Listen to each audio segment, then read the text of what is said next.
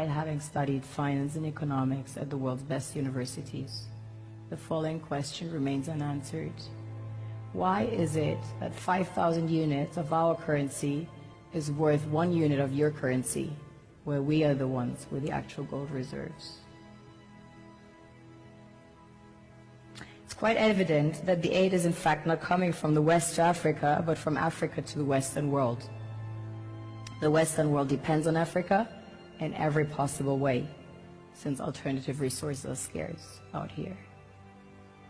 So how does the West ensure that the free aid keeps coming?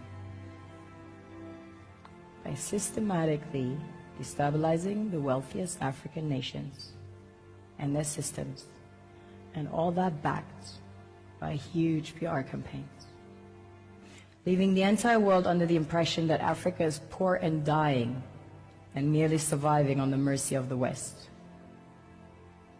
Well done, Oxfam, UNICEF, Red Cross, Life Aid, and all the other organizations that continuously run multi-million-dollar advertisement campaigns depicting charity porn to sustain that image of Africa globally.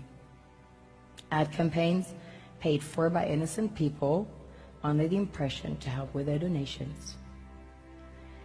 While one hand gives under the flashing lights of cameras, the other takes in the shadows.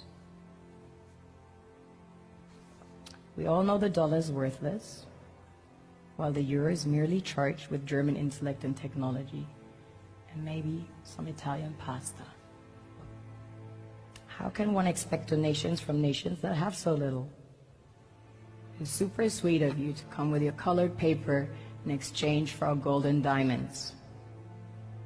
But instead, you should come empty-handed, filled with integrity and honor. We want to share with you our wealth and invite you to share with us. The perception is that a healthy and thriving Africa would not disperse its resources as freely and cheaply, which is logical.